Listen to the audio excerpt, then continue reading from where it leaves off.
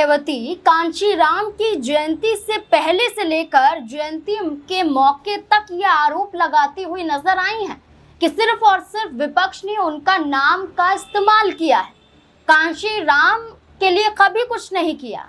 लेकिन आज कांशीराम के नेतृत्व में बड़ी बड़ी बातें कर रहे हैं। विपक्ष पर धोखाधड़ी का आरोप मायावती लगा रही है, लेकिन क्या इसी राह में खुद मायावती भी नजर आ रही हैं? क्या मायावती सिर्फ और सिर्फ कांशीराम के एजेंडे के सहारे उत्तर प्रदेश में होने वाले 2027 के विधानसभा चुनाव में अपनी पार्टी को मजबूत करना चाहती हैं? क्या दलित वोट बैंक फिर से साधने के लिए, वो दलित वोट बैंक जो छिटक गया था, जो सपा के पास, कांग्रेस के पास, आजाद समाजवादी पार्टी के पास पहुंच गया था, क्या बसपा सुप्रीमो उसी वोट को पाने के लिए सिर्फ कांशीराम के नाम का इस्तेमाल कर रही हैं?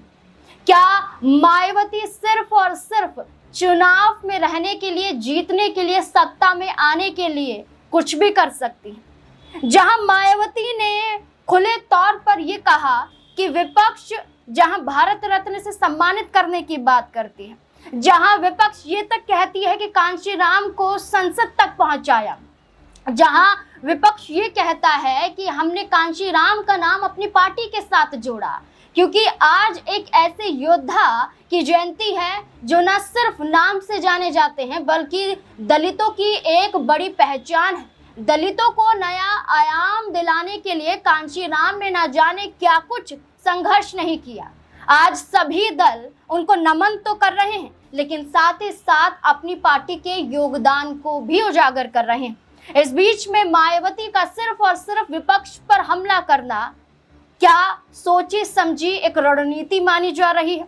जिस कांशीराम को बहुजन समाज पार्टी का संस्थापक माना जाता है, जिन कांशीराम को लेकर बसपा सुप्रीमो मायावती ये कहती है कि विपक्ष का कोई भी लेना देना नहीं, सिर्फ बहुजन समाज का लेना देना है। अगर बात दलितों की होगी, कांशीराम की होगी तो बसपा की ही बात होगी। तो क्या मायावती सिर्फ और सिर्फ राजनीति कर रही है कांशीराम के नाम पर? आखिरकार बसपा सुप्रीमो कांशीराम को इतना मानती हैं तो कांशीराम का परिवार क्यों मायावती से खफा है? क्यों मायावती पर आरोप लगाया जा रहा है कि वो दलित विरोधी हैं? वो अब दलितों के साथ नहीं बल्कि दलितों के खिलाफ खड़ी होती हैं।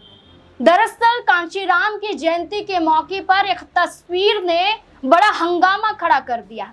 ये तस्वीर किसी और की नहीं बल्कि कांशीराम की छोटी बहन की है, और छोटी बहन की तस्वीर किसी और के साथ नहीं बल्कि लोकसभा नेता प्रतिपक्ष और सांसद राहुल गांधी के साथ है। स्क्रीन पर आपको ये तस्वीर नजर आ रही होगी। सिर्फ तस्वीर नहीं है, इस वीडियो में भी देखिए जहां राहुल गांधी कांशीराम की छोटी बहन स्वर्ण कौर का स्वागत करते हुए भरे मंच पर नजर आ रहे हैं।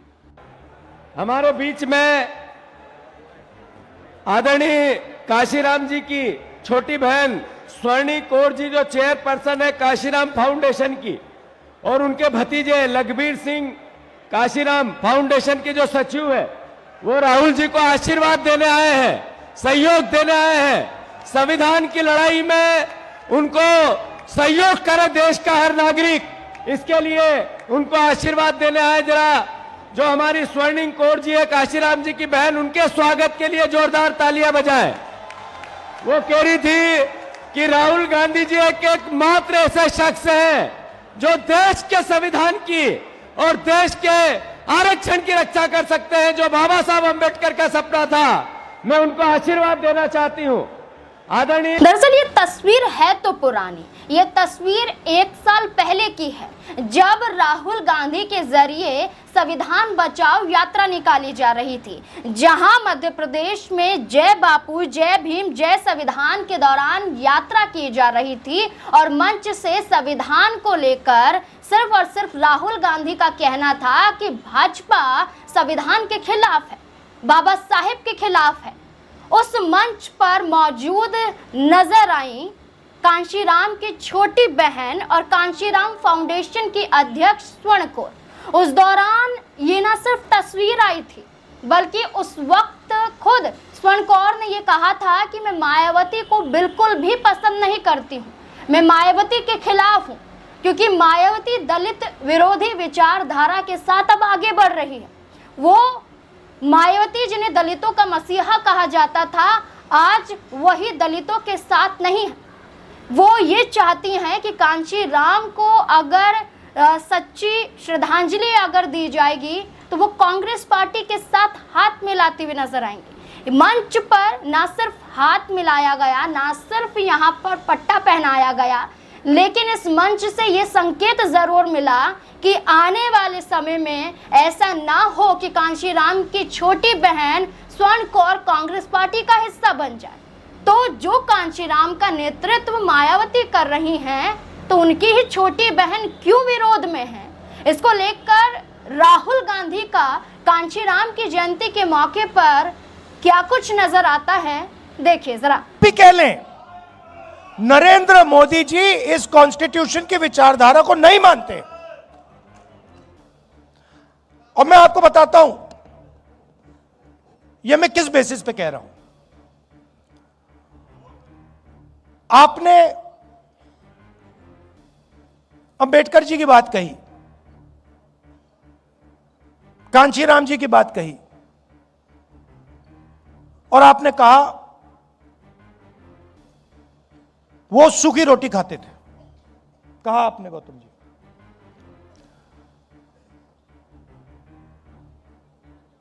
और अंबेडकर जी के बारे में लोग बहुत कुछ कहते हैं। कोलंबिया में पढ़ाई की, दलितों के लिए लड़े, इंटेलेक्चुअल थे, दलितों की लड़ाई लड़े, पूरी जिंदगी समाज के लिए दे दी। मगर मेन बात क्या है? मेन बात है कि वो कॉम्प्रोमाइज नहीं हुए। बाकी सब का कोई मतलब ही नहीं है। अगर कांशीराम जी कॉम्प्रोमाइज हो जाते, अगर वो अपने विचारों पर कॉम्प्रोमाइज कर जाते, अगर अंबेडकर जी कॉम्प्रोमाइज कर जाते, तो उनकी फोटो यहां कभी नहीं लगती। वो अगर अंबेडकर जी दुनिया के सबसे बड़े विद्वान होते, कोलंबिया से डिग्री लेके आ जाते, 24 घंटा दलितों के बारे में बात करते, आधी रोटी भी खा लेते, मगर अगर कॉम्प्रोमाइज हो जाते तो वो अंबेडकर जी नहीं होते।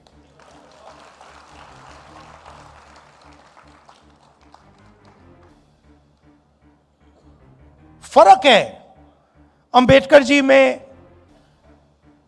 गांधी जी में, कांशीराम जी में और सावरकर में। बहुत बड़ा फर्क है। गांधी जी 10-15 साल जेल गए, कॉम्प्रोमाइज नहीं किया। अंबेडकर जी पूरी जिंदगी दे दी, कॉम्प्रोमाइज नहीं किया। कांशीराम जी ने क्या कॉम्प्रोमाइज किया किसी से? सवाल नहीं उठता, कर ही नहीं सकते। करना भी चाहते तब भी नहीं कर पाते हो, क्योंकि इतनी गहराई से बात उनके दिल में थी कि वो कर ही नहीं सकते।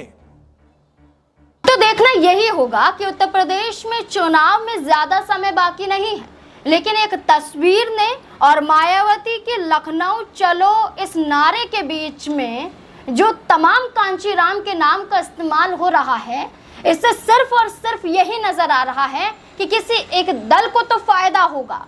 वो दल कांग्रेस पार्टी हो सकती है, क्योंकि एक तस्वीर के सामने आने के बाद कांशीराम के चाहने वाले कहीं ना कहीं झुकाव उस तरफ करते हुए नजर आ सकते हैं।